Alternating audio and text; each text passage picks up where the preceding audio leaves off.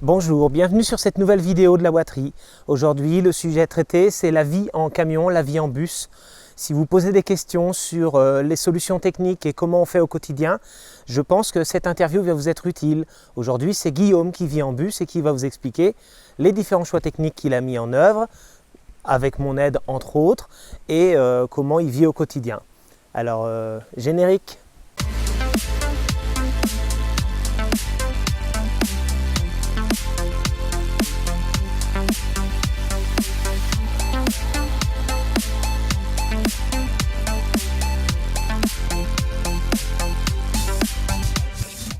Guillaume, tu vis en bus aujourd'hui. Ouais. Comment t'es venu, comment tu as pu arriver à cette vie nomade? Oh, il y a un petit parcours derrière ça. J'ai connu la rue assez tôt. J'ai eu la chance de connaître la rue il y a aux alentours de mes 18 ans, on va dire. Et puis j'ai plutôt bien évolué. Petite montage d'entreprise, dans le dépannage informatique, j'ai fait ma vie, une petite formation et tout ça. Enfin, on grandit, on se met à son compte, on travaille, chacun fait sa vie. Et puis quand j'ai fait un dépôt de bilan à 29 ans, il a fallu que je choisisse. Maintenant tu vas où, tu fais quoi? Et là, je sais pas pourquoi. Peut-être j'ai vu des gens en camion ou en camping-car ou en machin, je sais pas ce qui m'a pris. Du jour au lendemain, plutôt que de reprendre un loyer, je me suis dit on va tester ça. Je suis parti avec un petit camping-car.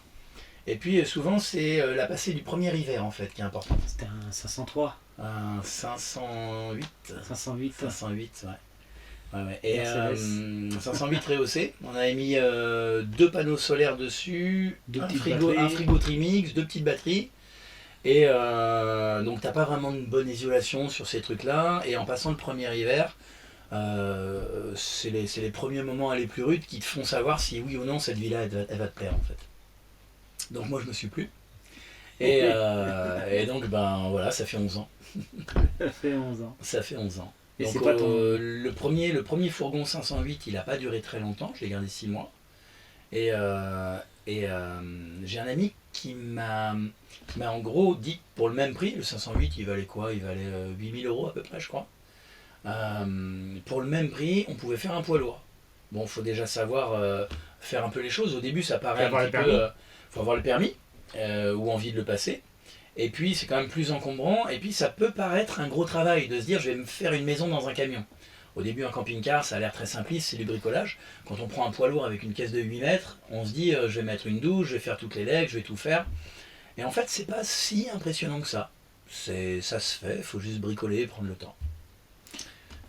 Alors toi, t'es à ton 4e véhicule là. Ouais, c'est ça. Ouais, là t'es en bus, t'as passé par 2 poids lourds. Ouais. Et sur les 4 véhicules, il y en a 2 que t'as réalisé toi-même, on va dire, avec l'aide des amis aussi, mais et avec mon aide aussi. Ouais, c'est ça. Et pourquoi t'en es arrivé à prendre un bus déjà fait en fait?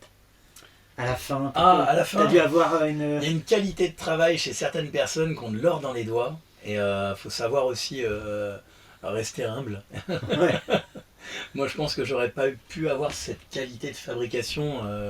Le gars a vraiment pris tout son temps Parce que pour faire les choses les autres, bien. tu les as pensés aussi, t'as eu tes idées. Ils ont été pensés, À chaque fois, t'as mais renouvelé des idées. c'est très très long en fait de faire un véhicule du début à la fin. Tu as tout ce qui est structurel, l'aménagement, puis après tu as toutes les finitions.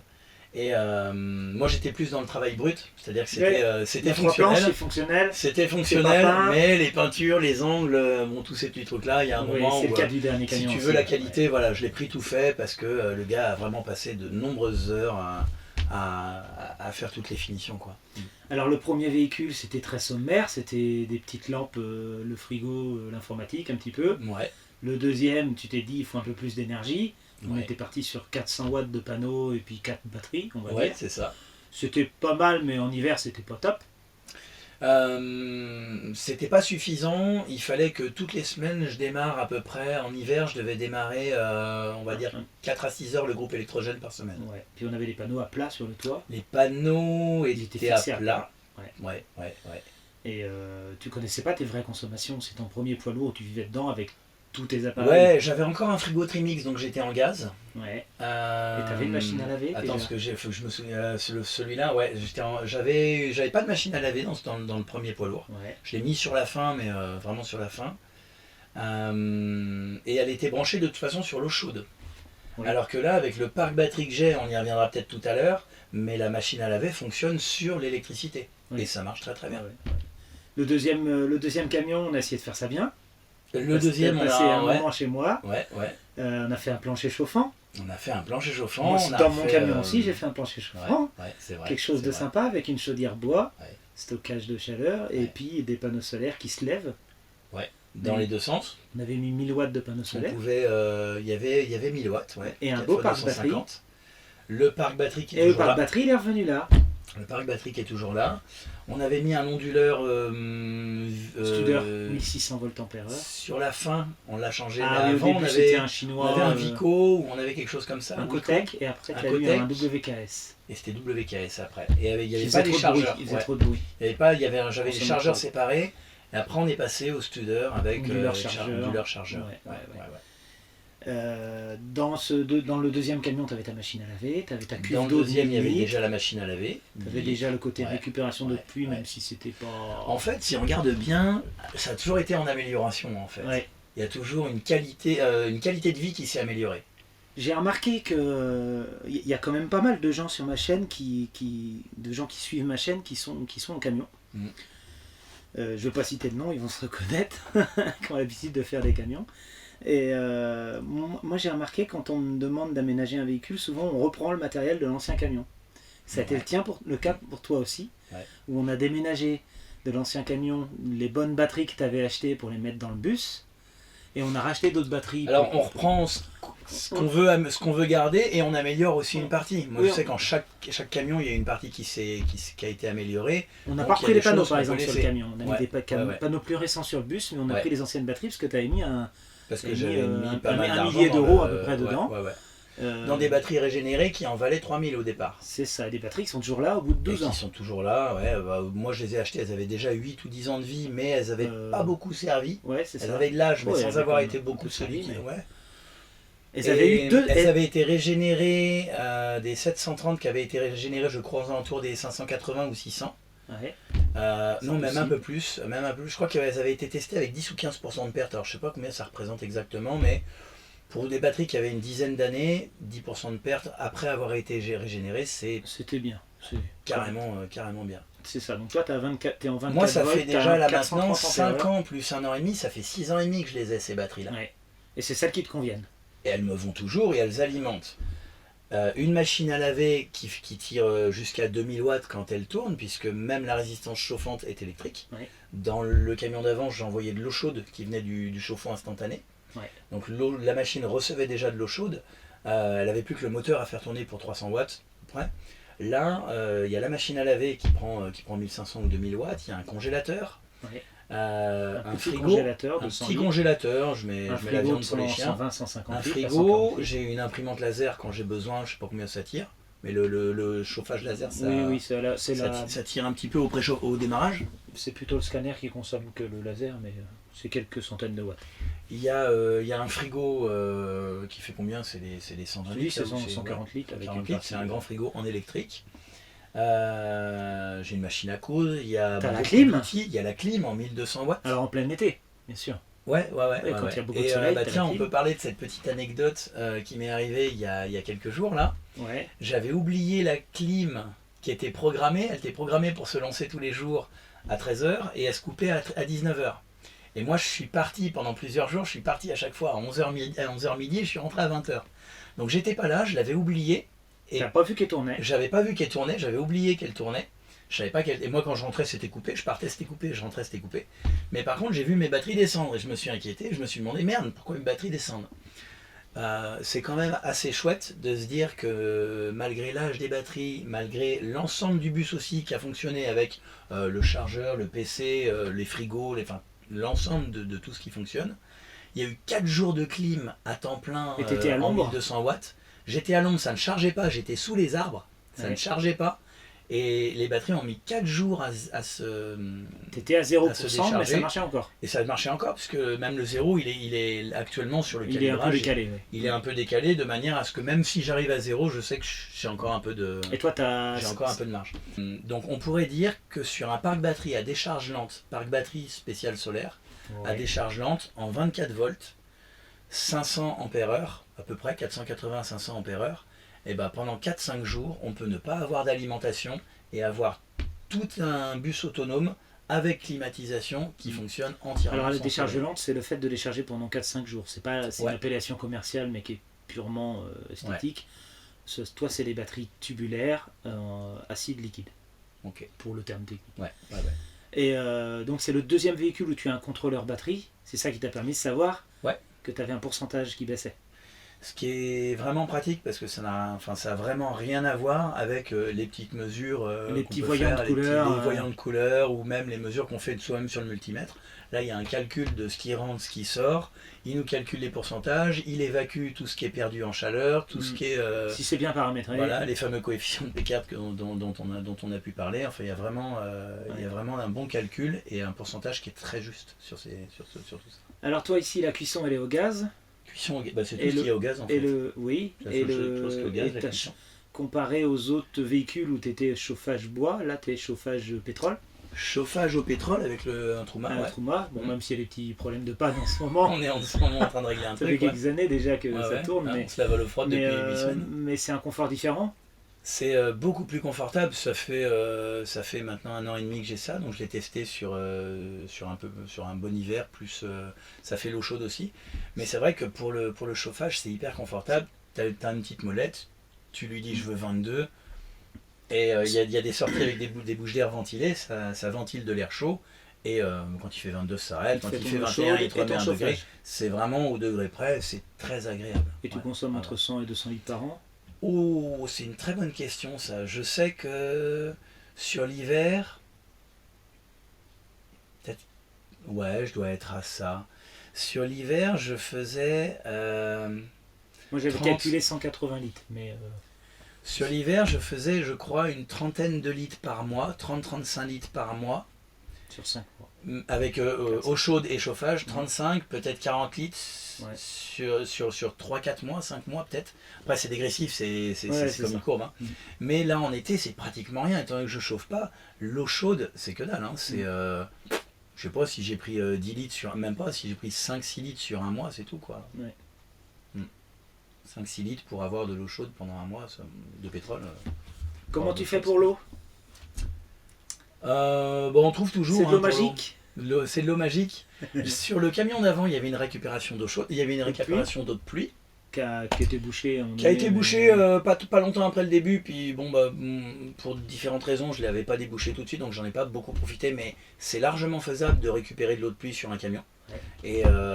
Et C'est toute une il suffit plomberie de quand mettre, même. On il avait fait suffit de ça avec mettre un bon filtre à sable système et de tout, mais- filtration. Non, j'avais mis un filtre lavable après. Ah oui, t'avais pris. Mais ouais, c'est quand même un système de filtration à étudier pour aller avec, et puis un système de prise d'air pour que l'eau descende bien dans les gouttières. Maintenant, aujourd'hui, on a quand même des robinets un peu partout. Il y a pas mal d'air de camping-car. On a sur nos téléphones une petite application qui s'appelle Park4Night, Ouais. qui est plutôt bien faite, qui nous Et du coup, liste c'est de l'eau directement géographiquement tous les points camping-car. C'est facile de trouver un point de camping-car pour aller prendre de l'eau. Il y a aussi toutes les places de marché où il y a de l'eau. Tu vas sur n'importe quelle place de la mairie, les places des marchés, tu as des robinets. Bon, il y a les bus pompiers. Souvent, il y en a une d'ouverte. Enfin, on peut facilement en trouver aussi. C'est pas recommandé. J'ai regardé le prix de l'amende. 2500 € si on se fait choper quand même. Hein. Donc, à éviter. On va éviter les bus pompiers. On va pas inciter les gens à faire On ça. va pas inciter. Sauf si le mais il y camion a- brûle. Ouais. Et ouais, voilà. Donc là, c'est une cuve d'eau propre, parce que du coup, tu prends de l'eau de la ville en fait. Tu prends de l'eau de- Ouais, la cuve est propre. C'est ça. Ouais. On a rajouté une petite lampe Alors, UV dedans. Pour il y a une lampe UV quand je fais un remplissage, j'allume l'UV pendant 24 heures, pendant une Ouais. journée. Il y a aussi ça. Le Dalton. Ouais, Dalton, je savais pas que ça s'appelait comme C'est ça. ça, tu marquais m'apprends ça. des choses. Celui-là, c'est un British Berkefield. Berker. Ouais. Et donc ça, c'est vraiment chouette. Tu Filtre par tu gravité. mets ce que tu veux comme eau dessus et tu récupères de l'eau potable. Voilà, en donc dessous. plus ton eau est claire quand même, plus c'est bon comme Ouais, eau. ouais. On a vraiment pour, on va dire, une trentaine d'euros, on va dire, par an. Tu mets 2 filtres et ça va te durer un an ou 2. D'accord. Le Et puis là, toi, ton eau, tu la remplis toutes les semaines, toutes les 2 semaines. Oh, moi j'y mets. Pas celle potable, mais la grande cuve. Moi, la grande cuve, ah ouais. Ça, je fais tous les jours, moi, tu vois. Tous les jours j'ai- 5 litres. Tous les jours, je fais 5 litres à peu près, ouais, c'est ça. Ça te fait la nourriture, moi, les chiens, enfin voilà. Pour la grosse, 10 jours à peu près. 10 Et jours, c'est une sachant que je 600. vais pas au bout, c'est une 600, mais tu montes pas en haut parce que sinon Là, ça c'est dégueule. 40 litres par Et jour. tu descends pas en bas non plus, on va dire je fais 400 litres tous Voilà. les 8-10 jours. Ouais. D'accord. Donc là, pour l'instant. Sachant qu'il y a la machine à laver qui tourne, sinon 50 litres à chaque fois. une douche, c'est une douche en général. Bon là en ce moment je suis à l'eau froide, je suis plutôt sur 10 litres, 10-15 litres maximum. En eau chaude, des fois tu vas tirer aller jusqu'à 25 litres pour ta douche. Mais ouais, on peut dire à peu près Des belles ça. douches, Et après c'est une machine à laver, ça compte 50, 70 litres peut-être par machine. Alors, parmi les améliorations qu'on a fait, notamment sur l'eau, on a changé la pompe à eau. Parce qu'au départ, c'était une pompe 600 watts en 230 Ouais. volts qui, quand même, Qui consommait déclenchait. beaucoup. Et qui était bruyante, qui était déclenchait bruyante, beaucoup. Et qui puis faisait ça, des c'était pas à-coups. arrangeant qu'elle soit en 230 parce que la pompe du est sur onduleur. fait qu'on est en autonomie, on va toujours privilégier le 12 ou le 24. Oui. Euh, Là, on a mis une en 24, je crois. Celle-là, elle est en Elle est pas en 24. 12, elle est en 24. Ouais, Une petite celle-là, elle est en pompe 24. qui fait 50 watts Mm.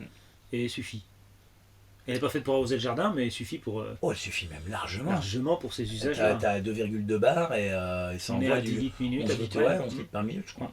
C'est pas mal. Et l'autre modification qu'on a fait, c'est le séparateur batterie. Bon, on en a fait plus que ça même. Oui, on on a a fait, fait un plein paquet de trucs, modifications, mais ouais. par rapport à. Oui, les ce qu'on d'avant. avait fait au début, c'était aussi de mettre le coupleur séparateur. Ouais. C'est ça. Alors moi, je l'ai gardé en manuel parce que dans les coupleurs séparateurs Les automatiques nouveaux de modèles, Victron, Les nouveaux ils modèles, ont un petit temps même de... Studer, Ils ont un petit pic quand même, le Ils ont temps qu'ils 4 comprennent et secondes. qu'ils coupent. ça fait démarrer. Et en sur fait, les bah, du coup, on batteries démarre, en fait, ça sépare pas. Ça en sépare vrai, pas il au moment sépare de pas. démarrage. Ça Ça sépare. sépare pas. Il n'a pas le temps de séparer au moment du démarrage. Ouais. Ils le vendent comme un séparateur, mais c'est valable pour l'usage plein d'autres courant, choses, pour mais des pas usages, pour le démarrage. mais pas pour un démarrage. Il n'a pas le temps de séparer au moment où on Ou alors, il tourne. faut que ça chute vraiment. Et auquel cas, Nous, ce qu'on avait calculé, il ne séparait pas, il n'a pas le temps. Donc j'en ai mis en manuel. un contacteur, je un coupe, interrupteur. J'ai un interrupteur et puis je coupe ou C'est pas. ça. C'est ça. Je coupe ou je sépare. Et du coup, tu peux faire une charge de tes batteries démarrage quand tu veux. Alors il faut y c'est penser. pratique parce qu'en fait on peut le faire dans tous les sens. C'est si tes batteries de servitude sont Mais le coupleur séparateur le fait aussi. ouais, imaginons tes batteries de servitude sont HS, tu peux toujours coupler et avoir un petit peu de jus de tes batteries de démarrage pour prendre derrière en cas d'urgence. Ouais. Si tes batteries de démarrage sont HS, tu peux toujours coupler et démarrer sur les batteries de Si tu as servitude. démarré ton groupe électrogène, Ouais, tu t'as démarré pour recharger. Si tu as couplé, tu peux démarrer le groupe électrogène ou recharger les batteries de démarrage à partir des panneaux, en Ouais, fait, à partir c'est- d'une source tout extérieure. est interconnecté.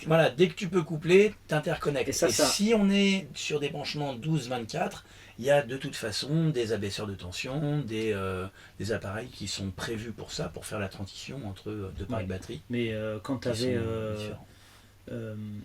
Je crois que c'est sur un de tes camions, tu étais en 12 volts sur tes batteries solaires, et en 24 volts sur tes batteries de démarrage. C'est Sur pas le tout premier. Le tout premier poids Sur lourd. le tout premier, ouais. Et ça a posé ça. des problèmes. Fallait passer par l'onduleur pour mettre un chargeur batterie.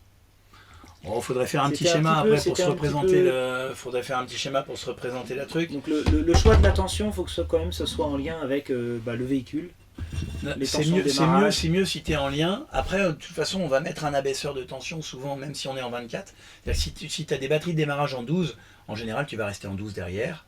Et si tu as des batteries de démarrage en 24, si tu as un poids lourd qui est en 24, je crois que même à partir de certains 600 ou choses comme ça, ou 800, je sais pas. À partir du moment où tu es en 24 en démarrage, c'est intéressant d'être en 24 à l'arrière. Ça Ouais, te quand permet tu de parles connecter d'abaisseur de tension, c'est directement. pour consommer en 12 volts. L'abaisseur de tension va être intéressant pour consommer en 12 volts. Pour les lampes, voilà, ouais. Et puis pour 2-3 autres choses, là, des amplis de sono. Nous qui ici, on peuvent a, être- on a le chauffage qui est en 12 volts. Là, il y a le qui est chauffage commandé qui est en en 12 12 volts, qui est commandé. Il prend sur le pétrole, mais il est commandé en 12 Sur le volts. véhicule, il y a les Il peut y avoir des autoradios, amplis, il y a des Les autoradios, même à l'arrière, souvent, on va utiliser. Il y a pas mal de gens qui utilisent ça. certaines des- prises allume-cigare Des pour petits amplis de recharger voiture des... qu'on met à l'intérieur, comme ça, tu as 2000 watts, t'as 2 kg de son à l'intérieur pour pas grand chose avec les amplis de bagnole. Toi, t'es parti sur du matériel de qualité, suite à mes conseils. T'as vu la pub? Ouais, c'est une discussion C'est qu'on a une- souvent eu ça. C'est souvent compliqué. Dans les premiers véhicules, tu as testé du matériel d'entrée de gamme, Ouais. du matériel parfois un peu discount pour des raisons financières. Mhm. Et là, aujourd'hui, tu es quand même sur ce qu'il y a de mieux, parce qu'on est sur de l'onduleur Studer, le régulateur MPPT, bon, c'est SRNE, et tes batteries, c'est des batteries haut de gamme de Ouais. l'autonomie, si Ouais. tu veux.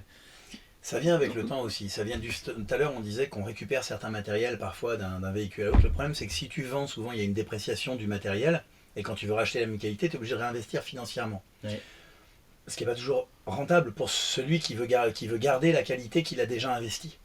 Donc à certains moments, on va garder ce qui est de qualité et puis on va juste, en changeant de camion, réinvestir un petit peu dans ce qui était de moindre qualité. Et au bout d'un moment, à force de rajouter une qualité sur un produit, puis de la qualité après sur un autre, puis rajouter aussi sur celui-là, puis du coup, le point le plus faible à chaque fois, c'est comme un goulot d'étranglement, c'est le point le plus faible que tu rehausses. Et c'est vrai qu'on se retrouve à la fin. Moi, j'ai choisi d'investir parce que je sais que ça fait 11 ans que je vis comme ça, et je sais que j'en ai encore pour de belles années à vivre comme ça. Et il y a quand même aussi une manière de vivre qui correspond à certains types de personnalités. C'est-à-dire que, tu vois, il y a des gens qui vont préférer mettre leur argent dans, je sais pas moi, le voyage, l'essence ou la clope, ou j'en sais rien. Certains vont préférer, je sais pas, pour aider maman, pour j'en sais rien. Enfin, tu vois ce que je veux dire, chacun va mettre son pognon où il veut, en fait. Moi, j'ai choisi d'investir sur la qualité de ma vie parce que je trouve ça agréable. J'ai un petit aspirateur sans fil dans ce camion-là, dans ce bus-là. Dans les camions précédents, j'étais au balai, qui consomme que dalle, l'aspirateur sans fil. Mais dans les camions précédents, j'étais au balai. La qualité, elle n'est pas là avec le balai. Tu peux pas aspirer tes coussins quand tu as les poils de chien, les machins, tu es obligé d'aller taper un peu dehors. Tu passes le balai, tu as de la poussière qui vole un peu partout. Alors oui, c'est vrai, on aère, on fait ça, mais dans un bus, dans un camion, t'as pas beaucoup d'aération, donc tu ouvres tes petites fenêtres, mais ça se ventile pas vraiment, il y a des odeurs qui restent dans un camion et tout ça. Donc au bout d'un moment, si tu as envie de vivre dans quelque chose qui est plus agréable, tu augmentes un peu le standing, la qualité de vie. Bon, c'est vrai que quand j'avais 20 ans, 25 ans, 29 ans, tu vois ce que je veux dire, au bout d'un moment, là j'en ai 40, tu as envie d'un certain style de vie aussi, d'une certaine qualité en fait. Tu veux plus être limité à 300 watts et à choisir entre l'ordinateur et la ça glacière, fait chier en fait d'aller des fois, t'es seulement au mois d'octobre-novembre et t'es déjà le soir en train de démarrer un groupe électrogène parce que tu galères, et puis enfin pour plein de petites raisons... tu tombes en panne de gazole, tu tombes et ça, en panne de... c'est le même sujet pour les maisons autonomes. Hein. Là, en fait, il y a des gens qui vont prendre plus de réserve. Il y a des gens qui vont prendre un peu plus de réserve ou un peu plus d'avance sur certaines choses. Ouais. Moi, je serais plutôt dans cette catégorie de personnes. C'est peut-être pour ça que la qualité a augmenté. Ouais, mais c'est des investissements. Hein. Ouais. C'est-à-dire qu'aujourd'hui, on peut parler d'argent. Oui, on peut parler d'argent. On pourrait dire que le premier 508, je l'ai vendu 8000 balles. C'est à peu près ce qu'il valait avec l'électricité, avec son aménagement intérieur, avec tout ça. Le deuxième camion, je l'ai vendu autour des 11 000, je crois, le midliner. Je crois que je l'ai vendu 11 000. Aménagé, oui. Aménagé. J'ai pas récupéré grand chose dedans, je l'ai vendu, même avec la moto, il y avait une 500 CBR, ouais. C'était un peu le cadeau. Non, je lui ai laissé le groupe électrogène en cadeau, ouais. Je crois. La moto, je l'avais chiffré à 500-800 balles, je crois. Mais bref, c'était 11 000, je lui ai vendu 11 000 le midliner aménagé. Le deuxième poids lourd, donc le troisième camion, on était, à chaque fois, tu as un petit investissement supplémentaire en fait. Pendant tu le gardes 3, 4, 5 ans. Déjà, tu l'avais choisi plus neuf et tout révisé. Ouais. Tout fait. Non, je l'ai refait le deuxième. Oui. Non, je l'ai acheté à un forain qui me l'a vendu sans contrôle technique. C'est moi oui, mais justement, tu as pris le temps de refaire. J'ai pris le temps de tout refaire, la mécanique et tout ça. Tu es parti sur une bonne mécanique. C'est ça. Du coup, le deuxième camion, je te disais que je l'ai vendu 11 000 €, enfin le premier poids lourd. Oui, le deuxième camion, je l'ai vendu 11 000. C'est à peu près la somme qui m'a servi à racheter le troisième camion, donc le deuxième poids lourd, et faire la mécanique. Ouais. Je l'ai acheté 3 500, 4 000 et j'ai mis 6 000 dans la mécanique. Pareil que j'ai fait moi-même, c'était 6 000 de pièces avec 3 mois de travail en dessous. Et je crois que derrière, tu as remis 8 000 dans l'aménagement. Et j'ai remis, quelque chose. Ça doit être à 7-8 000 à peu près, ouais. J'avais eu la chance d'avoir un mécanicien poids lourd qui me prête une fosse et des outils. Donc j'en avais profité pendant 2-3 mois, j'avais tout refait dessus. Ouais. Donc on était à peu près à 11 et 7, ouais, c'est à peu près ça, 18-19. Et je l'ai revendu un peu en dessous, je l'ai revendu, combien je l'ai revendu le dernier? 15 000. Je l'ai revendu 15 000, je crois, c'est ça, à peu près, ouais. Je l'ai revendu 15 000, 15 500, c'est ça, 15 500, je crois. Ouais. Et tu as acheté le bus presque ce prix-là? Alors celui c'est différent parce que le gars qui m'a vendu le bus a récupéré 4 000 € de matériel d'électricité. Oui. Donc en fait je l'ai acheté 13 000 mais sans élec. Donc il a fallu refaire l'élec et c'est là qu'on a récupéré nous le Studer et tout ça. Et on a remis un truc qui était un peu plus de qualité. Ouais. Voilà. Donc aujourd'hui le bus si je devais le vendre là il serait à peu près autour des 20 000 je pense. Ouais. À peu près. C'est le prix d'une petite Il y a un crescendo, hein, si Ouais. 8 000, 11 000, 15 000, 20 000. Hein. Donc là encore, c'était prendre un coup d'avance. C'est toujours la même Ouais. mentalité, mais ça dépend. Il y en a qui vont plutôt se dire, bah moi je vis dans ce style de vie parce que je vais vivre au minimum. Ouais. Donc je ne fais que ce qui est nécessaire. Et puis d'autres qui vont se dire, bah ouais, mais c'est mon camion, donc c'est ma maison pour les 10 années, 5 ans, années qui vont venir ou les 10 ans qui vont venir. Donc je prends de l'avance, je fais tout bien, je suis carré. Après, J'aurais mis des loyers autre part, sinon. Voilà, tu Ouais, c'est ça. Voilà. Bon, c'est vraiment une manière de penser en fait qui va être différente vraiment pour chacun après. Puis toi, tu as une dimension supplémentaire, c'est que tu bricoles aussi, parce que tu répares toi-même, tu fais pas mal de choses. Donc il faut que ton installation elle supporte les postes à souder, sans avoir à démarrer un groupe. Ah, c'est ça. La disqueuse, les ouais, différentes machines. Tu as même prévu de mettre un tour à bois. Ouais. Donc c'est lié à la vidéo sur le variateur de vitesse, qui est une des précédentes vidéos. Donc il y a besoin d'énergie et de qualité pour justement faire tout ça. Si tu es trop limite, eh ben, tu vas te retrouver à faire ça qu'un mois par an quand il y a plein de soleil. Et il ne faut pas oublier, quand on calcule les énergies, il y a non seulement les watts que pompe le matériel que tu branches, mais il y a le pic de tension au démarrage. Ouais. Et celui-ci, il est parfois du double ou du triple, voire peut-être même un sur peu un plus. frigo, c'est 10 fois. Sur un frigo, c'est 10 fois, c'est quelques secondes. Mais sur un poste à souder, tu as un pic de tension qui est assez énorme. Ouais. Donc tout ça, c'est à prendre en compte, d'où le Studer qui est un très bel Il fait investissement. jusqu'à 7 kW le Studer. C'est un 2,5 kg Ouais. et il supporte 7 kg. Ouais. Puis il n'a jamais flanché. J'ai pas de souci avec lui. Il marche très bien et pour le poste à souder, c'est nickel. Avec tout ce qui entoure et qui continue de fonctionner en même La temps. Studer, c'est de la grande marque en même temps. Ouais. C'est plus grand, c'est plus agréable. Alors Il y a pourquoi moins le de choix du stockage. bus? Pourquoi le choix du Pourquoi le bus? choix du bus? Ça, c'est une question enfin, la réponse, elle est très inversée par rapport à ce que j'ai pensé pendant des années. On m'a rentré dans le crâne, j'ai envie de te dire, sans que je le choisisse, on m'a rentré dans le crâne que un bus, ça manœuvrait moins bien qu'un camion. J'ai entendu cette idée reçue dès le début quand je suis arrivé dans ce style de vie. Et pour aller dans les chemins de teuf, pour aller machin, c'est trop long, ça braque moins bien. Et ben en fait, si c'était à refaire, je passerais au bus bien plus tôt. Parce que le bus braque aussi bien qu'un poids lourd, voire mieux. Et parce que les porte-à-faux que tu as devant ne sont pas dérangeants par rapport au fossé, au trottoir et au tout ça. Au contraire, tu balayes par-dessus. Mais la longueur que tu as en plus, en fait, elle compte pas dans le sens par rapport au fossé ou à manœuvrer. Alors évidemment, il y en a qui vont dire oui, mais ça compte quand même dans la longueur générale. Mais c'est vachement plus agréable. Tu as 1 mètre de moins en hauteur. Tu as 2 mètres de plus au moins. Là, je suis sur 11 mètres. J'ai à peine 1 mètre en cabine. J'ai 1m10, je crois, en cabine.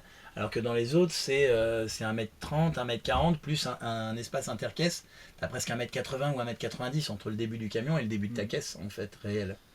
Donc là, j'ai presque, je crois que j'ai 9 mètres. Je dois être à 9 mètres, 9 mètres 50 en intérieur. Ouais. Ouais, c'est ça, puisque je suis à 11 mètres 26, t'enlèves 1 mètre 20, ou je suis plutôt à 10 mètres. Je suis à 10 mètres en intérieur, alors que sur le premier poids lourd, j'étais à 8 mètres 30 en caisse, et le deuxième 7 mètres 20. Et là, je repasse à 10 mètres en intérieur caisse. Et puis le bus, il a 1 mètre de moins en hauteur, c'est-à-dire que là, je suis à 3 mètres 10. Et ça, c'est super pour rouler. Tu passes vachement mieux sous les ponts, tu te prends moins la tête. Alors l'inconvénient, enfin je sais pas si c'est un inconvénient, mais tu as un petit peu moins de hauteur dans l'aménagement à l'intérieur, mais ça gêne pas. Au lieu d'avoir 2m10, 2m20 dans la plupart des poids lourds, bah là c'est un tout petit peu plus juste. Ouais. Et tu as moins de rangement en dessous. Dans les soutes. Les soutes, ouais. sur certains camions, il n'y en a pas des rangements. Alors, mais quand tu en as, c'est pas que ça. C'est parce que tu as un moteur central, déjà qui te prend pas mal de place. Ouais. Et tu as la répartition des charges. Alors, il y a surtout le fait que celui-là, il est homologué camping-car, ce qui n'était pas le cas de mes poids lourds avant. Ouais. Et dans celui-là, du coup, j'ai 400 litres d'eau usée qui sont dans les soutes. Ouais. Donc avant, j'avais des soutes parce que j'avais pas d'eau usée. Ouais. Dans celui-ci, il y a les eaux usées, donc les soutes sont prises par ça. Après, il y a aussi une soute d'accès moteur. Une soute pour le Et gaz. il y a une soute pour le gaz, donc ça c'est un vrai usage. Il y a une soute à l'arrière quand même, en plus là, à c'est l'arrière la du soute bus, il y a technique. une autre soute. Si, Électricité, j'ai quand même, en fait, essence. il y a autant de soutes, mais elles n'ont pas le même usage. Là, il y en a une pour le gaz, une pour le stockage à l'arrière, et tout le côté gauche, c'est la roue de secours, et après, c'est les eaux usées. Ouais. Et Et les trucs qui gagnent de la place, ouais. et les trucs qui en perdent. T'as pas de poêle à bois qui te prend de la place au milieu. Ouais. T'as une cuve un peu moins grande en surface au sol. Ouais. La cuve à eau était plus Ouais. grande avant. C'est un peu différent. T'as plus de pièces. Il y a plus d'espace de vie, c'est mieux, c'est beaucoup mieux Pièces que agencé. t'as une toilette. Ouais, un- ouais. Tu un- veux une déplacer salle la de bain caméra, elle se séparée. déplace facilement ou pas là? Oui, bah faudrait que ce soit. C'est en fait, ouais, là tu mettras peut-être un plan que tu dessineras si tu veux. Oui, oui. Là, on a mais vrai voilà. L, donc on a une vraie cassure, c'est ça. Bon, après, tu as plein de camions qui sont bien faits. Hein. Ouais. Mais là, il y a vraiment 3 espaces de vie, plus 2 pièces avec des portes qui ferment pour la salle de bain et les toilettes. On peut essayer de déplacer, mais c'est vrai. Non, mais pour ouais, filmer les enfin, bordels. ouais. On va pas trop. On fera à la fin, juste à la fin. ouais. Un petit- avec Donc, le tu as projecteur. vraiment la cuisine qui est longue. La cuisine, là, elle fait combien? Elle fait au moins 3 mètres. Ouais. 3 mètres de cuisine, 2,50 m de salon. Après, à gauche, tu as les toilettes, à droite, tu as la salle de bain. Les deux ont des portes qui coulissent et qui ferment chacun. Et une chambre derrière qui fait encore 2,30 m à peu près. Je crois que tu as eu le coup de foudre pour le bus du coup. Ouais. Carrément. Le point négatif, je ne veux pas finir sur un point négatif, mais le point négatif que je vois, c'est que le moteur est moins accessible que sur un poids lourd. Tu penses pas? Je sais pas. Vu les petites embrouilles qu'on a eues sur le moteur, quand on lève une cabine à l'avant d'un poids lourd, ça me paraît beaucoup plus accessible tout autour que sous une soute. Qu'est-ce qui est vraiment accessible en fait? Ah, quand tu lèves la cabine, ouais, quand tu lèves la cabine, oui. La cabine, ouais. tu peux tout de suite Bah, t'accèdes aux soupapes, t'accèdes à la culasse, t'accèdes à ça. Là, la tout culasse, tout tu est accèdes pas, rangé. mais combien de fois tu as besoin d'accéder à ta culasse? En fait, l'idée, c'est d'accéder aux éléments qu'on a besoin d'accéder. L'alternateur, la pompe à eau, on a galéré. Non, tu as un accès à la pompe à... Ouah, c'est vrai que... Il faut les trouver. C'est vrai, non, c'est vrai que... Ah, t'as pas tort. C'est vrai que sur le poids lourd, tu as un accès par le dessus. Le bus, Et en par fait, dessous. par le dessus et le dessous. Le bus, tu as différents accès. C'est-à-dire que tu as un accès sur le côté pour avoir accès aux Au fond des soutes, soupapes, tout ce qui est, tu sais, les retours de gazole, Oui. les filtres à gazole. Autodéjecteurs. Tu as pas mal de trucs qui sont en accès sur le côté. Les pompes à eau et les courroies, tout ça, ça va être un accès par dessous. La pompe à injection, les préfils décanteurs, ça va être un accès par le milieu du salon. Ouais. Donc en fait, c'est juste que les accès sont un peu divisés et séparés. Un poids lourd, tu lèves la cabine, tu as accès à tout. Ouais. Là, tu vas passer à gauche, tu vas passer à droite, tu vas passer par-dessous et par-dessus. Il faut un peu plus c'est-à-dire de à l'intérieur patience du de salon. plan là et de méthode pour aller sur chaque élément. Sur le poids lourd, Peut-être ça, plus de t'as méthode. tout de suite. Ouais. Tu vas tout de suite et tu peux te mettre là dans le cambouis et tu vas alors que là c'est au milieu de ton salon. Alors, ce qui est bien aussi, c'est que quand il pleut dans un poids lourd, tu veux bricoler un poids lourd sous la pluie, bah t'es sous la pluie. T'es sous la pluie, alors que là t'es Là, dedans. t'es dans ton salon, tu bricoles Ouais. ta mécanique, t'es dans ton salon. T'es dans ton T'as salon. juste à pousser un peu le canapé et tu bricoles. Ouais, petit détail en plus, c'est j'ai rajouté une vanne de sécurité pour le gaz. Beaucoup de gens se posent la question. J'ai plus souvent vu des nanas se poser cette question sécuritaire que des mecs, peut-être parce que souvent les gars sont un peu plus je m'en foutiste, je sais pas. J'ai remarqué que certaines personnes se posent des questions au niveau du gaz, est-ce que c'est dangereux ou pas? Ben, moi j'ai mis une vanne, c'est-à-dire que quand j'utilise pas, c'est coupé. C'est pas la bouteille, hein. Les bouteilles elles sont en dessous, ça reste ouvert. Mais l'arrivée de gaz qui arrive ici, j'ai une vanne qui est fermée. Et donc il n'y a pas de distribution de gaz si la vanne n'est pas ouverte. On a aussi l'astuce de la marche arrière qui est, C'est qui est super sympa. utile quand tu as un grand C'est un- véhicule. C'est On un l'avait petit fait sur le relais, poids lourd d'avant, déjà. On l'avait déjà fait sur le poids lourd d'avant, ouais. C'est Ouais. un petit relais qui est branché sur Sur le feu de marche arrière. sur le feu de marche arrière. Donc quand le feu de la marche arrière est alimenté, eh ben, le relais s'active et du coup ça balance du 220 sur un spot à l'arrière du bus. Donc via le relais. Ouais. Oh, je Si, je c'est crois vrai. qu'il est en 24 celui que j'ai pris le nouveau. Il est plus en 200. Le premier était en 220 sur le Peut-être. bus. Ça n'a pas Mais, d'importance vu qu'il y a un relais. Ouais. On De met toute l'attention façon, il y a un qu'on veut. relais, donc on met l'attention qu'on veut. Et l'idée, c'est que quand on met la marche arrière, Ça éclaire. ça allume une grosse lumière derrière. 30 qui, watts ou 50 watts. 30 watts à LED. 30 watts. Celle-là, elle est à 30 watts à LED. Mais c'est voit comme bien. une lumière sur une terrasse, quoi. T'éclaires Ouais. à 50 mètres. Et on l'a avec mis une aussi grosse sur vision, l'interrupteur à l'intérieur ouais. pour pouvoir éclairer dehors quand tu as besoin. Et en plus, il y a un bypass qui fait Très qu'on utile. l'allume quand on veut. Ouais. Qu'est-ce qu'il y a d'autres choses, des astuces utiles ici? L'isolation, c'est un truc à prendre en compte quand tu fais ton camion. Ouais. C'est hyper important de bien la penser au début. Et surtout de ne pas confondre ce qui est isolation au papier multicouche, qui est plutôt une isolation radiante, Ouais. et tout ce qui est laine de verre, laine de chanvre, de bois, enfin tout ce qui existe. Là, c'est du liège. Là, c'est du liège. Tout ce qui est extrudé et qui va isoler avec de l'air, ça va isoler de la chaleur extérieure, et la chaleur enfin la température extérieure ne va pas inonder de chaleur l'intérieur de l'habitation. Par contre, quand on isole avec des papiers multicouches, il y a souvent une confusion. Moi, je vois souvent souvent, régulièrement, j'ai vu pas mal de gens qui mettent ça. qui ne connaissent pas Qui ne cette mettent que différence ça. entre la transmission de la chaleur par radiation et la Et par transmission convection. de la chaleur. Voilà. Et redis les deux noms. Il y en a Convection et une, radiation. c'est convection et radiation. Donc, il Donc- ne faut pas se contenter que d'une. Ouais, c'est ça. La chaleur par radiation, c'est Bon, celle qu'on la connaît bien, La c'est quand il y carrosserie a un le fait nuage. déjà. Quand il y a un nuage qui passe et qu'on a cette impression de frais instantanément parce qu'il manque la lumière Ouais, du soleil. ouais. Ça, c'est la radiation. Et quand, par contre, même si on est à l'ombre, il y a des nuages, mais il continue de faire une ambiance lourde, chaleureuse, C'est de la convection, on a la chaleur ambiante. et ça rentre, ça c'est On simplifie. c'est une chaleur qui se transmet par la matière. Donc il faut vraiment des vides d'air, ou alors de la laine de verre, de la laine de roche, de la laine de bois, de la laine de ce qu'on veut. Mais c'est cette épaisseur qui va créer le coefficient d'isolation. Donc ne pas confondre les deux types d'isolation.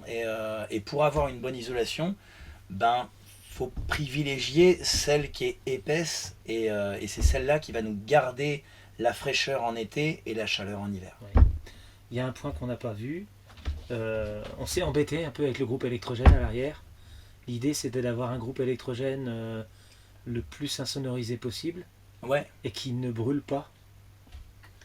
ouais. Parce que On a failli avoir un petit accident là. mais même dans ton camion d'avant, tu avais mis ton groupe dans la soute et tu t'es dit, je fais juste un trou pour l'échappement, ça va aller. Oui, Et tu as failli tout grémer. j'ai failli tout brûler. Ouais. Ouais. Et carrément, c'était le même ça a groupe rougi. que t'as Ouais, repris. c'était ouais, mais ça a bien rougi. Ça, vraiment, Ensuite- le métal ensuite, est devenu rouge et tout. Bah, ça j'ai fait entretenu ce groupe et je l'ai insonorisé. brûler. Et puis surtout, c'est une de t'as mes créé premières créé vidéos un de la chaîne. circuit d'air à l'intérieur. Un Enfin, il y a circuit déjà d'air. un circuit d'air primaire avec la turbine, avec le générateur. C'est ça, et c'était pas Mais on suffisant. en a rajouté un pour avoir un vrai circuit d'air qui circule. Il suffit pas juste de l'enfermer et de mettre le pot à l'extérieur, sinon ça Il y a, chauffe. il y a déjà à l'intérieur une et ça risque turbine de sur le foutre groupe, feu. mais c'est à peine suffisant. Donc on a rajouté 2 ventilateurs. Ouais. Un en 220, un en 24, qui forçaient la circulation d'air. Ouais. On a bien sonorisé, bien isolé au niveau du caisson derrière, et on a laissé des grilles d'évacuation d'air chaud. Ouais. Mais là, on avait géré principalement la convection. Et il Ouais. nous restait le rayonnement de l'échappement. Ouais. Le rayonnement de l'échappement, on ne peut pas l'évacuer, lui. On ne peut pas. Non. Donc c'est le réservoir qui a fondu. Ouais. Il n'a pas brûlé. Il Il n'a a pas fondu. brûlé, il a pas brûlé, il a fondu. Et on l'a donc changé là, il y a eu un aujourd'hui, on est risque, passé sur un ouais, réservoir en métal, ce qui était en plastique, et on l'a isolé et séparé du compartiment. Ouais. Et là, on est sur quelque chose qui commence à être bien. Pour enfermer un groupe électrogène en intérieur, Qui n'est pas fait pour. il faut vraiment que ce soit pensé, étudié, vérifié, avec un thermomètre laser, Mesuré, plein de mesuré et tout. Il y a un vrai risque sinon d'incendie. Pour faire ça, il faut savoir ce qu'on fait. Voilà, Moi, parce qu'il y en a plein qui font des j'ai caissons, vérifié tes qui conseils. font... Tu mettras un petit lien si tu veux, comme on Ouais. fait sur YouTube. Là, tu avais fait une vidéo, je crois, sur, Oui, sur le la groupe. sonorisation du groupe. Ouais. On va mettre un petit lien sur. On a fait les premiers sur ça. tests avec l'échappement. Mais comme il était toujours pas encapsulé dans le véhicule, on ne pouvait pas finir Ouais, les tests. Ouais. Donc Et là, là, on c'est l'a terminé. On a, Là, c'est remis bien. on a enlevé le réservoir en plastique, on a mis un réservoir en C'est ce qu'on va métal. faire, voilà, on a Et, une ventilation, ouais, et il y a une tout sonde de est terminé. température, Il y a tout un calcul, tout ça ce qu'il déclenche faut. les ventilateurs, Voilà. c'est parfait. tout est bien programmé, l'évacuation est au bon endroit. Et on l'a vérifié, thermomètre laser, pendant quelques heures. Pendant plusieurs heures. C'est Ouais. pas de problème. Donc C'est là, bien. on est bon. On est bon, ouais, on est super. À surveiller, il y a toujours un extincteur à côté. C'est vrai. Mais c'est que ça permet surtout de ne pas le laisser dans la rue, faire du bruit pour les gens, se le faire chourer. Ouais, il y a ça. Et puis, Tu veux le laisser pendant 2 heures, soit tu es obligé de l'éloigner même. Ça fait du parce transport, que sinon ça fait c'est puis- contraignant. ouais, c'est tu lourd. vas gêner tout le monde. Et ça fait du bruit pour tout le monde. Là, il est bien insonorisé. Il fait pas plus de bruit qu'un moteur de voiture qui est à l'arrêt. Ouais. une bonne voiture, mais Ouais, bon, ouais. voilà, Bon, il fait en un- ville. C'est pas fou quoi. Tu Ça peux, va, tu ça peux va. être garé en Il ville fait- sur un parking c'est- et le démarrer sans Ouais, te ouais, dire il peut rester ça à va 2 gêner. heures, voilà. Tu c'est restes, vrai. faut rester là quand même. Tu le laisses pas tourner quand t'es pas là. Ah bah par mesure de sécurité, je Je le resterai ferai toujours pas. là. Je pense que peut-être au bout de 6 mois, 1 an, je prendrai confiance. Mais tout pour à l'heure, on l'a l'instant, fait tourner, ouais, tous les 20 minutes, tu allais voir, Pour l'instant, tout allait bien. faut pas oublier que le réservoir il a fondu hier. Oui. Donc pour l'instant, je vais encore le tester quelques heures. Là, on l'a Oui. déjà bien testé. On a mis le réservoir en métal, mais c'est quand même le genre de choses qui demande une certaine technicité, une certaine précision au moment de l'installation et pas mal de vérif. Voilà. Soit faut pas en avoir, soit faut. Mais c'est faut une bonne accepter de chose. le C'est sortir, vraiment, ouais, c'est soit vraiment, faut c'est mettre le vraiment prix. cool. Ouais. Comme les groupes Panda. il y a Encore une Panda, chose donc. qui est vraiment peut-être à préciser pour ceux qui se posent la question, c'est l'homologation. Aujourd'hui, il y a pas mal de lois sur les contrôles techniques, sur le fait que VASP, ça devient essentiel en fait. Oui. Tu ne peux plus aujourd'hui espérer être tranquille sur les routes si ton véhicule n'est pas VASP. Ou alors, faut avoir vraiment bien pensé ton truc en termes de, faut que ce soit démontable, que ce soit pas visible. Tu sais, comme quelqu'un qui a tout calculé par rapport à la loi et qui se dit, bah voilà, moi quand je vais passer mon contrôle, il faut que je puisse cacher ça, planquer ce truc-là, ou je fais plutôt des Velux vers le haut parce que je veux pas montrer sur les côtés que c'est aménagé ou quelque chose comme ça. Mais si jamais les lois évoluent un peu, et en ce moment tout ça c'est en train de se resserrer vachement, je conseille vraiment à ceux qui veulent rentrer dans un style de vie, bus, camion aménagé, choses comme ça, de prendre quelque chose qui est homologué VASP camping-car. C'est bien. C'est bien, c'est mon micro. Voilà, bah ça sent la fin. Bah, ça sent la fin. Tu vas pas lâcher une caisse pour la fin. Qu'est-ce qu'on peut dire pour la fin? Et ben, Pourvu qu'on que a ça bien dure. mangé. Ouais, on a bien mangé, mais on veut pas dire. Et ben que c'est cool, c'est une belle vie, c'est une belle vie. Il y a beaucoup de gens qui... Ah tiens, pour la fin, si tu veux, je vais te dire... T'as des mots d'hypnothérapeute. Il y a parfois des gens qui me disent c'est bien, vous êtes libre. Vous avez une vie, vous êtes libre, vous avez la chance, vous êtes libre. Ben, étrangement, on choisit pas cette vie-là pour rien quand même en fait. Ça correspond à des types de personnalités, c'est-à-dire qu'il y en a qui vont chercher la liberté, il y en a qui vont chercher l'espace, il y en a qui vont chercher le besoin de renouveler leur environnement et de changer d'environnement régulièrement. Moi, dans ma personnalité, ça correspond plutôt à un besoin quand j'ai l'impression d'avoir fait le tour dans une ville ou que quelque chose me saoule, j'ai tendance à me barrer au bout d'un moment. Et ce style de vie, moi, me correspond pour ça. Parce que je sais que quand j'en ai marre, j'ai envie de partir. Bah, quand tu as un loyer, c'est pas facile de déménager des meubles, une maison, des machins. Moi, je sais que je démarre la clé et je m'en vais en fait. Et toutes les semaines, tous les mois, tous les jours ou tous les ans, mais quand je veux, la maison elle a des roues et ça c'est une certaine. En fait, la liberté, c'est de pouvoir bouger facilement. Bon, après. Il y a beaucoup de restrictions. Il y a plein d'endroits où on Ouais. peut pas aller quand même. C'est pas Il y a facile. pas mal de plus t'as gros, plus t'as de restrictions. Il y a Il y a quand même voilà, il y a des raisons pour lesquelles certaines personnes vont choisir en fait ce style de vie. Il faut que ça corresponde à ta personnalité, à tes habitudes de vie. Ça peut être transitoire. Ouais, ça peut être un test, ça peut être une transition, ça peut être plein de choses. Il y en a qui, moi je connais des gens qui sont en transition pour des raisons financières, ils ont perdu leur maison, ils sont en bus, et il y en a d'autres qui, c'est le début de leur vie. Mm. Ils ont besoin de voyager pour aller travailler, pour faire des saisonniers, pour voir des copains. Et du coup, Et après ils se poseront là où ils auront le plus kiffé en fait. les gens n'ont pas du tout les mêmes besoins s'ils sont dans une transition, s'ils sont dans un style de vie où ils vont se dire bah moi je vis avec le minimum parce que c'est bon, j'aime cette vie parce que je suis en mode nomade et j'ai pas besoin de grand chose. D'autres qui vont être plus comme moi en disant bah moi j'aime bien avoir tout sous la main, mais dès que j'ai envie de quelque chose, je veux déjà l'avoir en fait. J'ai envie d'avoir du courant, j'ai pas envie de devoir galérer à chercher une prise ou démonter un lampadaire pour me brancher dessus. Je l'ai fait pendant des années d'aller me brancher sur les lampadaires dans la rue, les machins.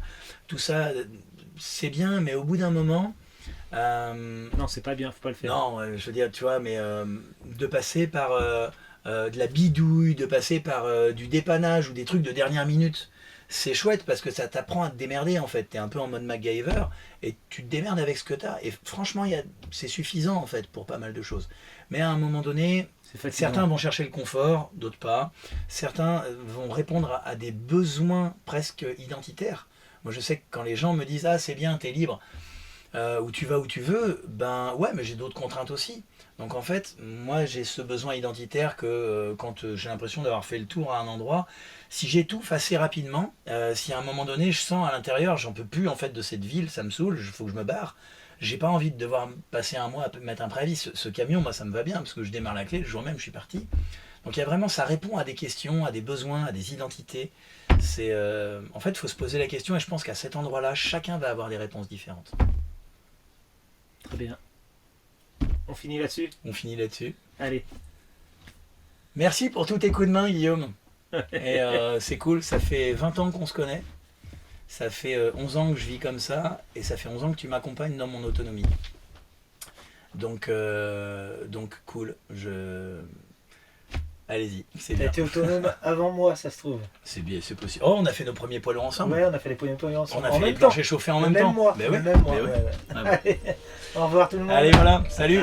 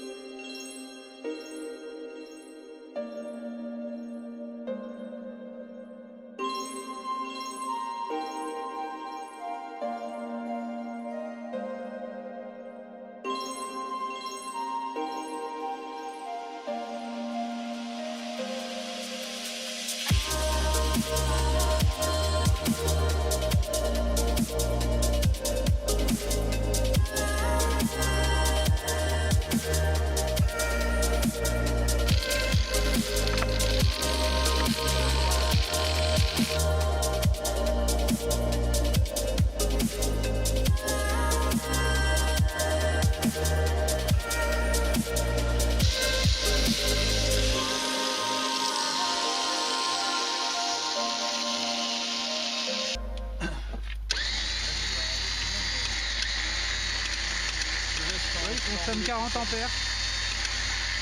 Et tu fais des applis, il fait 70 ampères.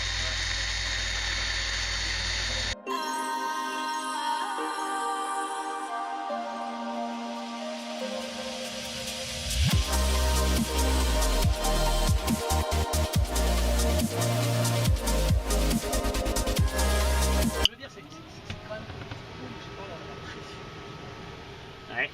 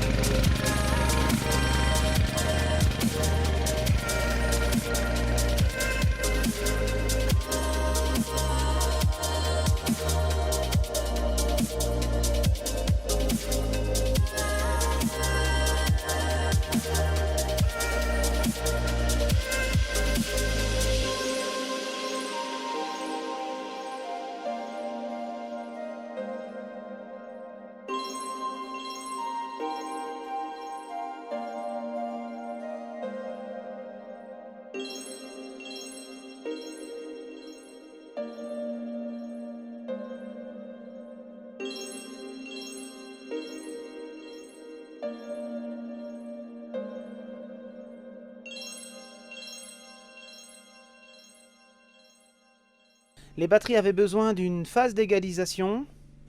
Elles sont de 2008, donc elles ont maintenant 12 ans. Elles ont déjà eu une régénération et un test en 2015, une très faible régénération parce qu'elles étaient très bonnes déjà d'origine. Et là, on constate une certaine perte. Alors c'est juste qu'elles ont eu des cycles de charge et de décharge pas toujours parfaits. On a été obligé de recalibrer le contrôleur batterie qui est ici. Et donc là, en phase d'égalisation, on monte très haut en tension, à peu près 30-32 volts. Et on envoie un courant maîtrisé mais relativement élevé pour le moment, pour forcer à bouillir. Je ne sais pas si on voit les bulles, voilà, il y a beaucoup de petites bulles. Ça sent pas bon, il y a de l'hydrogène, on aère.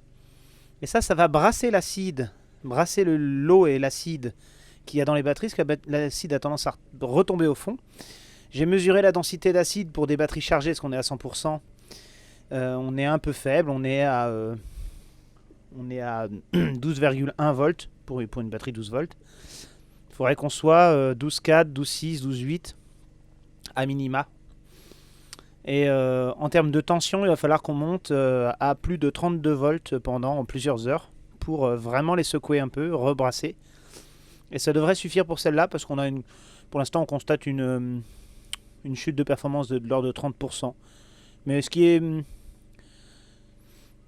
pas énorme. C'est pas énorme et c'est récupérable.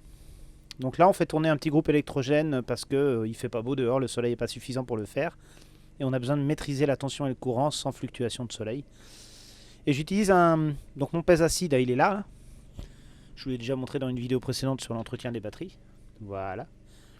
C'est un petit flotteur qui nous donne la tension de chaque élément, qui est gradué comme si c'était une batterie de 12 volts.